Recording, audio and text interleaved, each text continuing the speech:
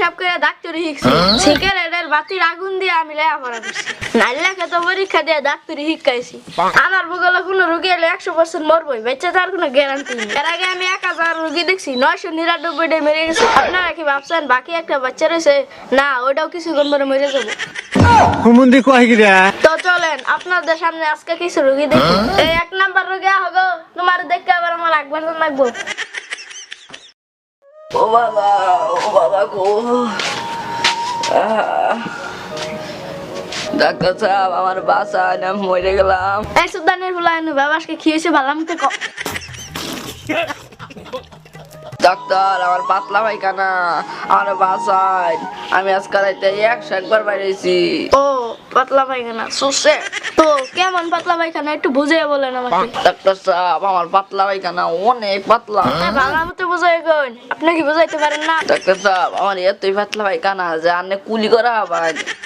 হুমুন্দি কয় গিরা এই বদমাশ আপনার পায়খানা দেয় আমি কুলি মুখে একটা ওষুধ পেকে দিলাম 7 দিন খাইন বাদে আমাকে দেখা করুন যাই ডাক্তার সাহেব আসসালামু আলাইকুম পরের জন আসেন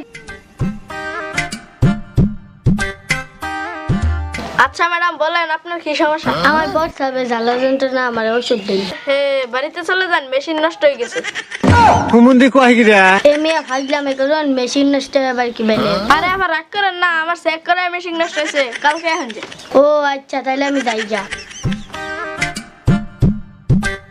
কি আর করব মানুষটা একটা বললে আরেকটা বলে কি করব ডাক্তার হয়েছে এ পরের জন আসো গো আসসালামু আলাইকুম ডাক্তার সাহেব দিনে যে কয়টা সালাম ফিরান নাকি এ মুরব্বি আপনার কি সমস্যা বাবা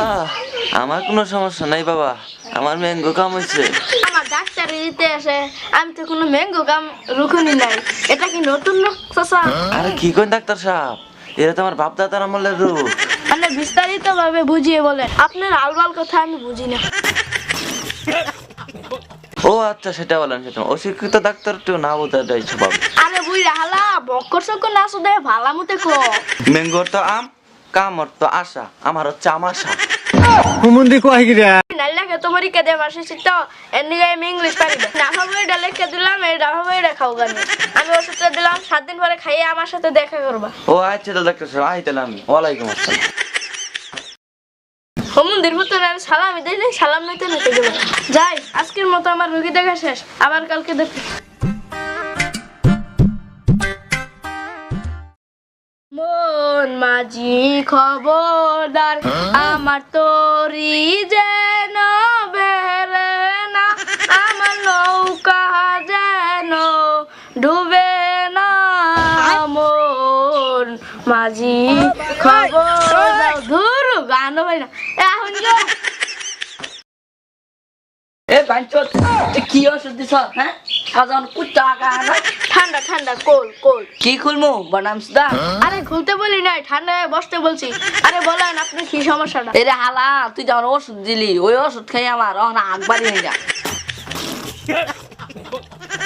ও আমি আরো ভাবছি আনে আঁকতে অনেক কষ্ট হয় এর নিয়ে আমি আগা বন্ধ করে দিছি আনের পরিস্থিতি এখন কি এটা বলেন কি আর কমু